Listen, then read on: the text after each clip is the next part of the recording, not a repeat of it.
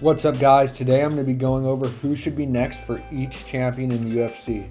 I'll be matchmaking the future of the division and coming up with the fights that need to be made. So first up at 125, we got Alejandro Pantoja. So recently he fought number 9 Steve Erceg in a close fight. I don't think it was a robbery.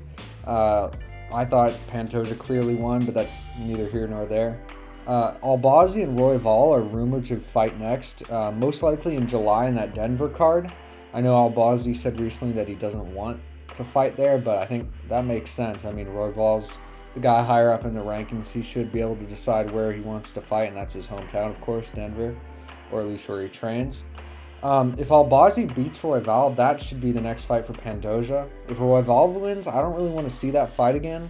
Pantoja's already beaten him twice, so it doesn't really make sense. In that case, we should go with the winner of Makayev and Manel Kape.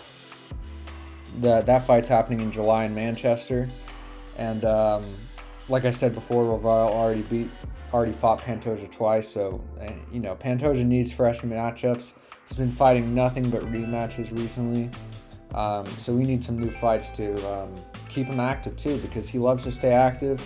He'll probably want to fight in November or December. That's probably when his contenders will be ready, so I think that's what we should do. Then for 135 with Sean O'Malley, he last fought number 4 ranked Marlon Vera. He absolutely dominated him. That was a brutal fight. Of course, that moment went kind of viral, the brutal knee he landed. Merab has to be next. There's no way we don't give the fight to Merab. I mean, he needs it, and that's rumored to happen in September at the Sphere. That's a perfect fight, great fight. Can't wait for that. And then Sandhagen versus Umar was recently made for Abu Dhabi in June, I believe. Actually, no, I think June. Yeah, it was Abu Dhabi. And O'Malley should fight the winner of that 100%. That's a title eliminator in February or March of 2025. O'Malley doesn't seem to want to fight that often, so I think that gives him enough time to prepare and do whatever he does. And then Jan versus O'Malley too is very intriguing if Jan gets another win. Maybe against a Marlon Vera, maybe against like a Cejudo, a Davison Figueiredo. I think people really want to see that fight, and Jan is still in his prime, so it still makes sense, and a 5-round fight between the two of them would be awesome. Next up at 145, we got Ilia Topuria. He last beat Volkanovski to claim the title. Brutal KO, everyone saw that. I think Holloway should be next. I know Holloway might want to stay at 155, but I think he should go back down to 145 and fight him sometime in September, December. Maybe that Sphere card, maybe MSG, maybe December pay-per-view, something like that. I think Max Holloway versus Ilia Topuria is a fight everybody wants to see. That's such an intriguing matchup, kind of a 50-50 fight. And then Volk, I think Volk has earned the right to an immediate rematch, but I don't think it should happen this year. The UFC doesn't look like they're going to be going to Spain this year, so if we could get that in sometime early next year, I think that would be the fight to make. And then Volk can get his immediate rematch, and then Topuria gets a fight in his hometown, or home country, not home country, I guess his adopted home country, in Spain. And then after that, the winner of Ortega and Evloev should definitely be next. That fight should be made. The whole problem is, though, that Topuria doesn't really seem to want to be active, so that he might kind of hold up the division and, want money fights or whatever, fight McGregor 2 weight classes up, stupid stuff like that. So hopefully he gets on it and starts becoming more active, because, that's what everyone wants out of champions. Next up at 155, we got Islam Makhachev. He last KO'd Volkanovski. Brutal KO, of course, kind of started Volk's downfall. He's fighting Poirier in a couple weeks, and he should destroy him. That should be an easy fight for him. And then Arman has to be next in Abu Dhabi in October. Arman, clearly beat Charles. He's obviously the number 1 contender. He's earned the rematch. That needs to happen. And then Gamrot versus Oliveira, I believe, would be a good title eliminator that should be made next. That could happen, anytime between now and October in Abu Dhabi. Maybe MSG, that would be a good time for it too.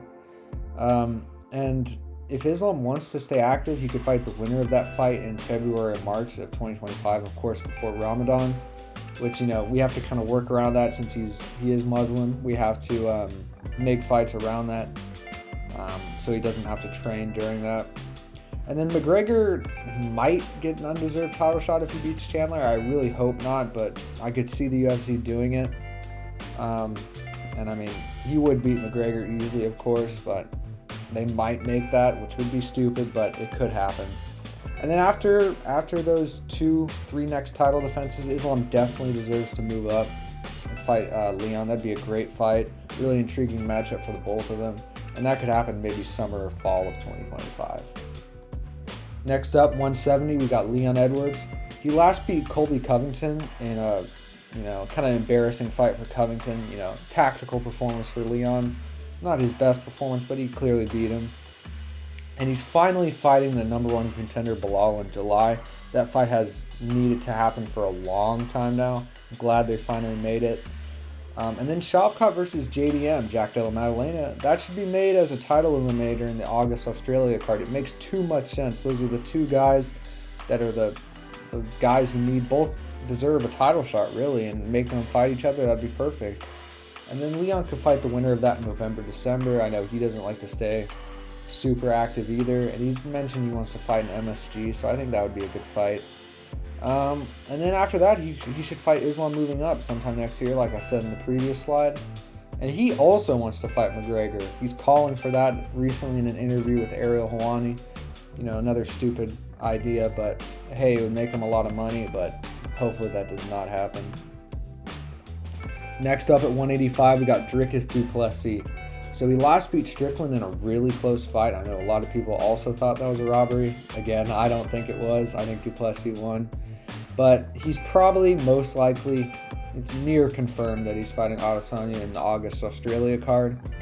And middleweight is kind of like clogged up at the moment. There's so many title eliminators at middleweight. Strickland versus Costa, Whitaker versus Chimaev, Cannonier versus Imavov. All those are title eliminators.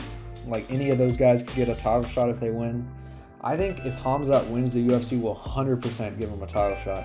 Whitaker not so much because he already lost to Dricus, but Khamzat 100% in Abu Dhabi, they'll try to make that fight. After that, I think the winner of Cannonier versus Imavov should be next, sometime in 2025. Again, I don't know how active Dricus wants to be. He should be active, of course. He has so many contenders, but I think Cannonier or Imavov should get the fight since they're on pretty long win streaks, both individually, and Cannonier even more so because he arguably deserves a title shot right now. And then Strickland versus Costa winner. I mean, Strickland does deserve a rematch after a close fight, but it's just there's so many other contenders we want to see fight Dricus, so it's kind of hard to justify giving him a title shot right after he beats Costa, most likely. And then if Costa wins, if Costa beats Strickland, he's coming off a 2-fight losing streak, I believe. Actually, no. I think he's only coming off 1 loss to Whitaker. But still, it's just a 1-fight win streak. And that's not really deserving of the title shot, even if he did beat Strickland. So yeah, like I said, Dricus just needs to stay active, and we have a lot of good fights in the middleweight division. Next up at 205, we got Alex Pereira. Of course, last brutally KO'd Jamal Hill. Absolute memed on him. Embarrassing loss for Jamal Hill. And Ankalaev has to be next in summer/fall.